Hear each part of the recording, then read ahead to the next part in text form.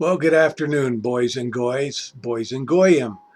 Now, you're probably wondering why I use that phrase almost every time I begin a new video presentation. Well, the reason is that that is what the Jew calls us, stupid goyim.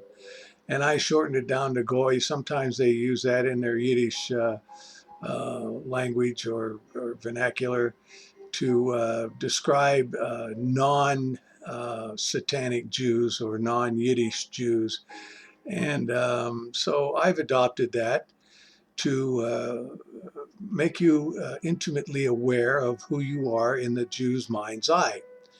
Anyway, today I'm going to give you a presentation of various random thoughts that I kind of accumulate over time. If you've watched any of my video presentations, you'll notice that I sometimes wander from topic and weave my way back in the hope and expectation that I tie the whole thing together that I wanted to present. In any event, today I'm going to first talk about frames of reference that I use. Now, aside from the daily news, which certainly is fruitful enough to give me an abundance of material with which to complain, make people aware of the evilness that is pervading in the country. I have several frames of reference that I use with my theology and my theological background, and I do have an extensive theological background. I've been to Bible college. I've preached in many churches in the United States and India. I've done many video presentations. I've done mass mailings for more than 5 years to tens of thousands of households. I've studied scriptures day in and day out, looking for not only edification, but encouragement, strengthening, and I've evangelized wherever I can. And for all intent and purposes, I am an evangelist for the 11th Hour Remnant Messenger and for the Church of Jesus Christ Christian. I have no flock. I have no following. I'm not a pastor. But I do put out the word wherever I can. And of course, the word is the way of Jesus Christ and the Christian identity message. First, looking at the Bibles that I like to use. First, I like the New Revised Standard Version. The reason I do like it, it has the Apocrypha, and um, it's written in fairly accurate English translations. Now, there's always some issues to be had with the translations. Certainly, the King James version has enough error in it. I know that the evangelicals like to tell you that. The Bible is the unerring word of God, cover to cover, Genesis 1 to Revelation 22. Well, there's a lot of error in it, and the reason it is was derived mostly from the Masoretic text and the Septuagint, and those were in the hands of the evil ones for 1,000 years. They had lots of time to manipulate the Bible. I like the Amplified Bible. It gives you a different perspective on the scriptures. I also like the Hebrew, Greek, Key Study Bible. Okay, I like. I started out not only with the King James Bible, but I came to acknowledge the Dake Bible. And far and away, if I were going to steep myself again in the King James Version, I would use the Dake. The Dake has a lot of commentary. Dake was a dispensationalist, and that's okay. In addition to which, I subscribe to and have purchased a number of books. One is Standing on the Premises by Lawrence Blanchard. It's an excellent book about your heritage, clarifying the Christian identity message. We have Your Inheritance, the best kept secret in the world. Your Hidden Heritage talks about who you are, where you came from. J.H. Allen wrote Judah's Scepter and Joseph's Birthright. And it tells you how the throne of Judah went down to King David, ultimately to Jesus Christ. Actually, it's in England and Scotland today. Primogenesis by Howard Rand. The story of the Bible tells us. Excellent book. Still air in here, though. He's got a little confused about that sandbox over there in Israel. And 190 some sermons by Bertrand Comparet. And Bertrand Comparet, for those of you who don't know, was a Supreme Court justice in the state of California for many years. He became a Christian identity adherent. He and Wesley Swift um, were contemporaries. Wesley Swift started the Church of well, actually, Wesley Swift had his own church, Church of Jesus Christ Christian. He ordained Pastor Richard Butler, who tagged it with Aryan Nations, and Richard Butler ordained me in the Church of Jesus Christ Christian, and I might as well say Aryan Nations today. Okay, other references that I like to use are the Federalist Papers, Alexander Hamilton, James Madison, and John Jay, and they published under the pseudonym Plubius. And of course, last but not least, the greatest statesman America ever had, maybe next to Ben Franklin and Madison, is my friend Thomas Jefferson.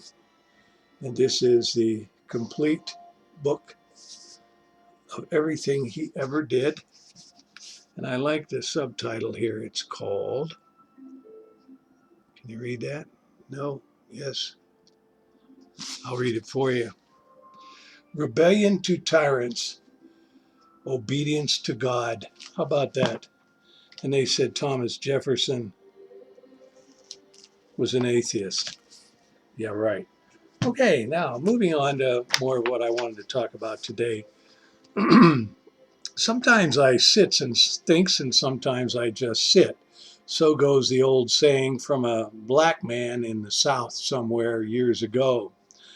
I have the advantage of looking back more than 60 years with some clarity and have the time to consume, because I can today and have been for many years, copious numbers of books.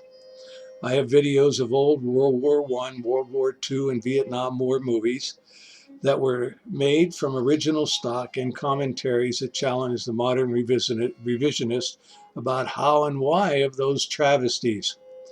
There's been much written and commented on TV about the maladies facing America, and they all skirt the real issues, intentionally or through ignorance. My take on it, it's intentionally.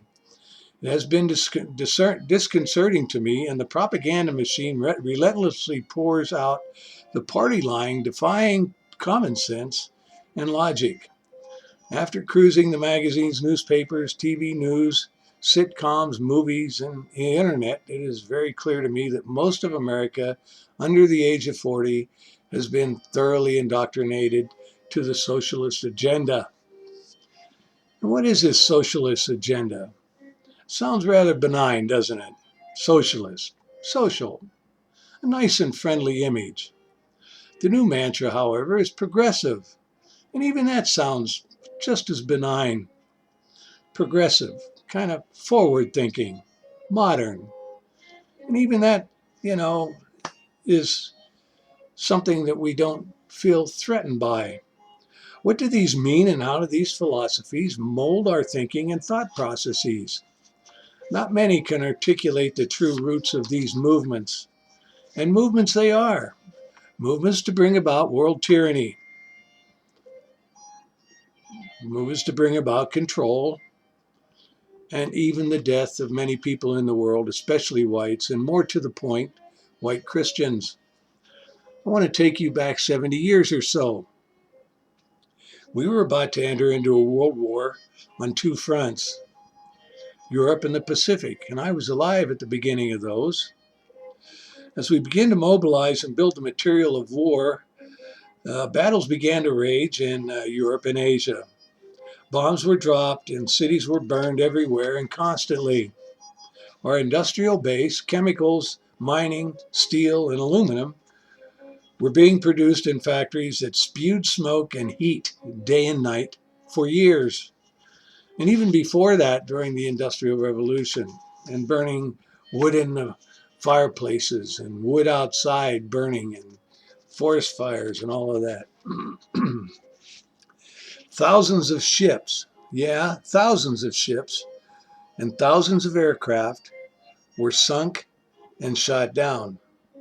All were fully fueled and ultimately leaked into two major oceans in the Mediterranean. Through brute force, productivity, technology, and massive manpower, we defeated our enemies and those enemies of our allies. Later, when I spent many years in the 1950s and 1960s transversing the oceans by ship and in the air, there was hardly any evidence that a war ever happened. Even in the South Pacific, where I spent most of my time and where most of the ships were destroyed by the Japanese and we Americans. The ocean somehow cleansed itself, evidenced by the abundance of sea life I observed everywhere. It was possible to dive in the shallower areas of these oceans and find sunken ships and aircrafts from the war. The water is pristine and clear today. There was no evidence of fuel or oil remaining. I find that very interesting in retrospect. The major oil spills that we have all come to know and the leaks that occur regularly from tankers and other ships are denounced as atrocities and an assault on the environment. These too finally dissipate over time with no evidence that anything untoward ever happened. Today, the progressive environmentalists cry out daily about global warming and particularly man-made global warming. The hole in the ozone is another bugaboo. They do not have sufficient long-term data to make any of these claims, so they use computer modeling to project the hazards confronting us as a result of this warming. The ozone layer in the southern hemisphere expands and contracts on a regular basis and is a constant source of speculation about its effect on life on the Earth. As if a computer can predict the future. If a computer could predict the future about anything, every modeler that runs these computers would be phenomenally rich because they would know how the markets would react in the future. They can't even determine how markets react. How can they determine how the weather reacts? But they can't do any of those things. What they can do is convince a brain dead lot of Americans that they are experts and their computer models are infallible. What they don't tell you is that data cannot lie, but that the data can be rigged. Garbage in, garbage out, so the old saying goes. Point? No greater pollution was generated on this planet as was during the 1940s and 1950s, and no measurable effects have resulted that we can see today. As a point of fact, the polluters quit polluting in the 1960s and pretty much cleaned up the rivers and environment since then. And the reason I know that, I'm from Pittsburgh, Pennsylvania, and you couldn't even swim in the Monongahela, Allegheny, and Ohio River confluence there. There was so much chemical and other pollutants in the water as a result of the steel mills and chemical factories that lined that river for 50 miles north and south. And today there's fish. It's wonderful. It's pristine. So, and all that happened without any environmentalist intervention. I have firsthand experience with the smokestacks in Pittsburgh during the war and the cleanup afterwards. There's volcanic activity all over the world. They're spewing fumes and magma day and night. We only hear about the major explosions that make for spectacular videos and sometimes cause catastrophic change and damage. Hear this and hear it well. One major volcanic event emits more pollution in one day than all the vehicles and industrial emissions created in America in a year. Furthermore, there are 25,000 lightning strikes each day, starting untold numbers of forest fires all over the world. The environmentalist wackos won't tell you any of this because it will expose them for the idiots that they are. Or are they? No, they have a higher agenda, actually, to reduce the West to the likes of a third world country by legislating our businesses to bankruptcy or seek cheap foreign labor in those third world countries so they don't have to concern themselves about pollution. It looks like they have all but ceded in their agenda. The unemployment rate in the United States is about 9% according to the government. We know that the government cooks the books every day, generating false data with all government agencies in collusion. The real number is over 20% when all eligible workers are considered. Is the government responsible for generating jobs? Absolutely not. They cannot contribute to the financial well-being of business or the economy other than just getting the hell out of the way. They can only tax and print money to give to non-producers, including themselves. What we must never forget is that true wealth comes from productivity, never from moving paper or fiat around. Okay? The government prints money, which creates inflation. Inflation destroys the future for our children and their children. They will make less and less real income as the cost of goods go higher and their real wages go lower. Am I wrong? Well, again, I have the advantage of looking back at 60 years as an adult to see how our value has eroded. In real dollars from 1960, inflation has risen 1,000%. That's one with three zeros. The average worker in America earns somewhere around $12 an hour.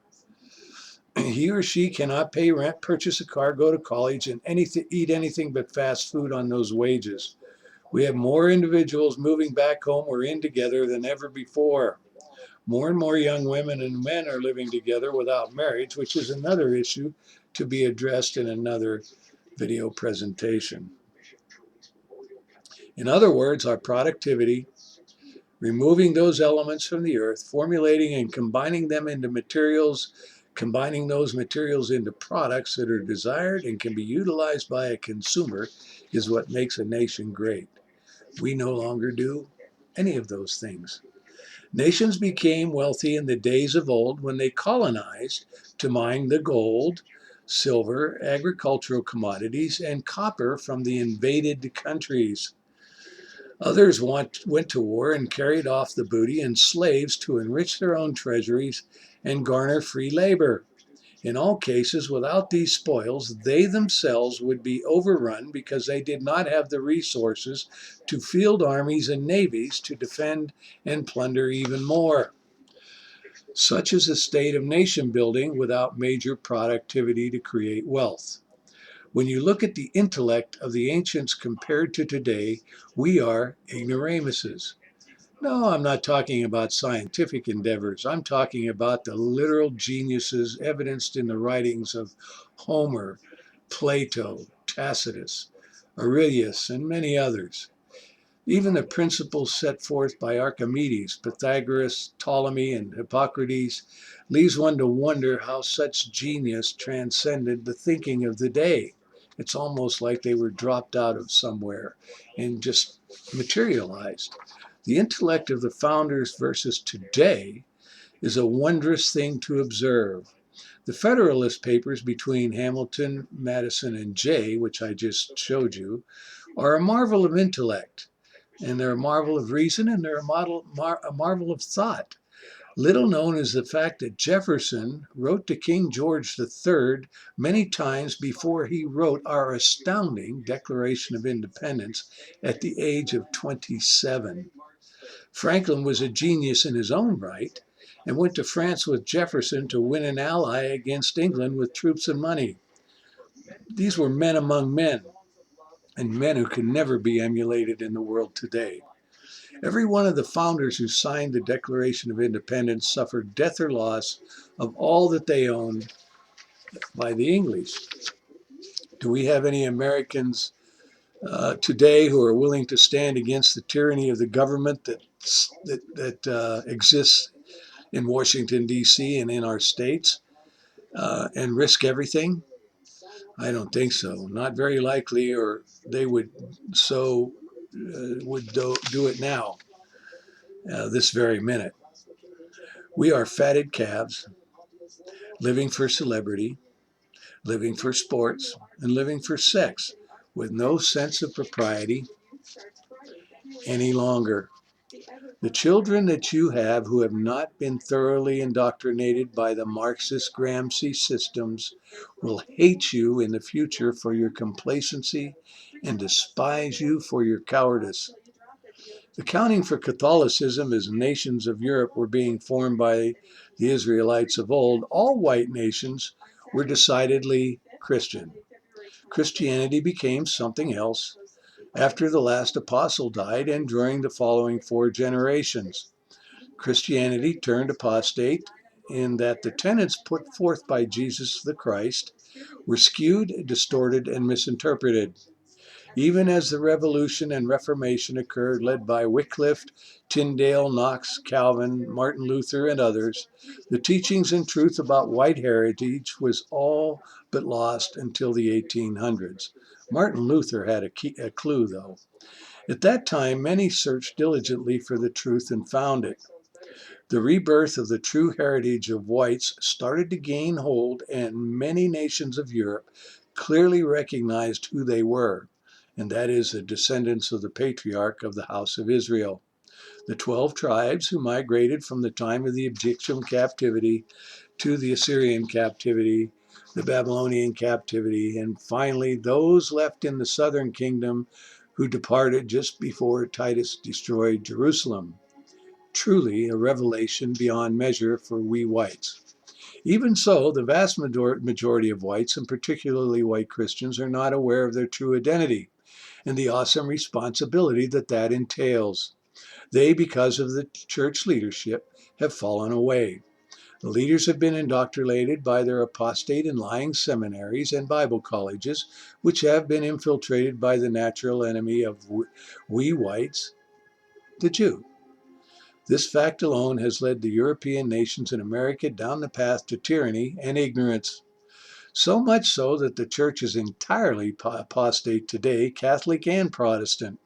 They have fallen away and failed to teach the message of real salvation, true salvation, redemption, and they spiritualize the war that we must fight to regain our nation in identifying the true enemies of Christianity, the goddamn Jew. The Jew has 2 purposes, as few as people as they are in the world. First, to destroy white race and Christianity. Their hatred for Jesus the Christ is so embedded in their DNA and gene pool that they have no control over this mission. Second is to rule the world. How is that possible for so few people? The Jew controls the monetary systems of the world today. They have always been money changers from biblical time, and the Rothschild dynasty has had 400 years to accumulate more than $200 trillion in real wealth. And we're talking about gold, silver, real estate, gems, and minerals. That is more than any nation or group of nations in the world hold as a net worth. Who has the money makes the rules, so goes the golden rule. They own the media in most Western nations. With that powerful tool, they can feed the mindless public dribble and lies each and every day. The pen being mightier than the sword, they do not even have to invade their host nations to control thought, to control elections, and to create and control laws. Queen Isabella saw it and expelled the Jew. Hitler saw it and forbid the Jew from owning any business or newspaper. The audacious Jew declared war on Germany in 1933 when Hitler was elected chancellor, long before he began to seize Jew assets. Most, and listen to me carefully, most Jews left Germany before 1933 and shortly thereafter, and certainly before the war. Okay? Most left Western Europe for America, Russia, and Latin America before the war. So many left that there weren't 2 million left in all of Europe. Hitler must have let them produce almost immediately with his great medical scientific doctors that he had to grow to 6 million. And this lie continues to live. And why is 6 million so important to the Jew? Well, this lie is worth billions to these evil Jews as they extort nations, banks, and businesses every day for reparations from the war, claiming that the wealth that they had in Europe was stolen and that every life was worth 1,000 goyim. It is too sad that Hitler never accomplished what they said he did. Okay? He should have killed them all and sent his Gestapo to search them out all over the world until every one of them were eliminated. The world would be a far better place today. Okay, the Jew created Marxism, Marxists. Friedrich Engels and Karl Marx wrote the Communist Manifesto and Das Kapital. And these are attacks on the capitalistic societies of Western world. And we see how it failed in Russia under Lenin, Trotsky, and the following prime ministers and presidents and leaders of communist Soviet Union. Don't believe the lie that communism is dead in Russia. It is not. It is only taken a different name, has a different face attached to it. It looks like a friendly face. They're not friendly at all. They are still the true enemy of the United States of America, contrary to the propaganda put out by many in this country. Marxism has been replaced in the world by something called Gramsci philosophy. Marxism was a frontal attack on capitalism. Gramsci is a Italian philosopher who adopted Marxism and saw that it couldn't work, wouldn't work, and he developed a philosophy that first you have to destroy the culture of the nation that you're trying to destroy or take over or become a dictator over. Then you have to destroy the family unit. You have to fill the minds with mundane things like constant entertainment, pornography, other things to distract you from the real issues of the world. And the system has worked profoundly in the United States of America. Just look around everywhere you go. The United States is bankrupt, has been bankrupt for many, many years. Actually, since 1933, we went into bankruptcy to the international Jew. And if you read the documents very carefully, including bankruptcy papers, you'll see that the United States of America is now a corporation, and it owes all of its asset to the international bankers. How about that? Including the Rothschilds, by the way. We have things going on in this country that this is a sidebar. If you notice, if you watch television at all the stations will go to commercial at the same time so that you don't go from one programming situation to another, because they're all going to be in collusion to have their commercials at the same time. I just find that interesting. I think it's an irritant more than anything. There's little irritants that they put in our lives every day. Um, Things like buying a seat on an airplane. Seats range from, let's say, $180 to $600 or more for one seat on the same airplane, not even in first class. You go figure that out. It's an irritant. It's just one of those things. You book in advance. Sometimes they bump you. Sometimes you have to go on standby. But the closer you get to the fly date and time, the more you'll pay. Isn't that interesting? Okay, the Jew uses the blacks and the Mexicans as a tool to polarize this country. And the idea is to create chaos. And Rahm Emanuel, the Jew that was a close and confidant of our friend Obama, who is now mayor of Chicago, he said there's nothing like a good crisis to take advantage of whatever situation. So the black and the Mexican and others are being used as a tool to polarize us. The blacks hate us, and I know that intimately. The blacks don't mean anything to me. As far as I'm concerned, they're just savages. The ones that are educated are only educated savages. And I've worked with them. I've hired them. I've fired them. I was in the service with them. They're worthless. Catholicism, well, it's what can I say? the Vatican II, was it? I think it was Pope John took the Ten Commandments and he modified them to remove graven images and allowed that to stay, and he substituted something else. And I was looking for that document that I had, the encyclical, and it's somewhere, but I can't find it right at the moment. Anyway, the audacity of the Catholic Church to take the Ten Commandments and say that we're going to get rid of the graven image because they have icons everywhere. They have, images of saints and this and that, and God knows. And but they'll pay. They're going to pay big time. Executive orders and presidential directives. Now, what do we know about those things? Well, these are these are circumventing Congress, the vote of Congress. The elected who are supposed to be representing us, which they don't. We have no redress of grievances in the United States any longer, and we haven't had for years. You can't even get through to your congressman, and if you do, he'll just pat you on the head and give you some placating remarks and send you on your way. But is he ever going to do anything? No, never, because he's part of the good old boys club, and I don't care how young or how old he is or how long he's been in or what his tenure is. They're all the same. They cross the beltway and they become part of the club.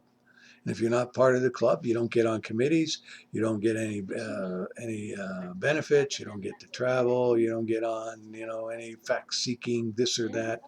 And so the way they try and placate their constituency is they try and get earmarks attached to bills that will allow the flow of federal funds to go to his district or his state to fund projects, put a military base there, or remove it if he's in bad standing in Congress because he was a bad boy and didn't play the game properly. Anyway, the presidential directives and presidential executive orders are being used by our presidents, particularly Obama. He's on track to issue more directives and orders than any other president before him. And if you watch my "Is This the Same Government?" my solution part of that, I think in part 4, hey, he gets one a year. That's it. And and that's it. This guy is not cannot act like a dictator.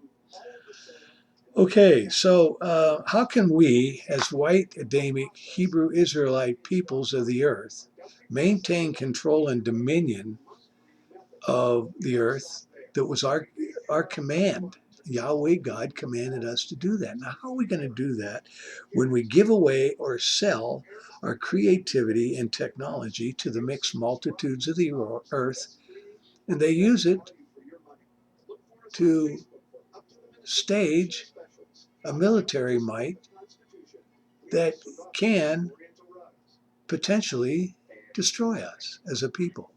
Are we fools or what?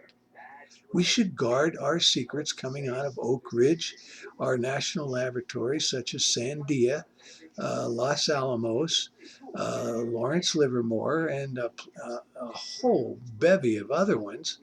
With in our think tanks and the skunk works at Lockheed, we should protect those like our very lives depend on it, because in fact they do.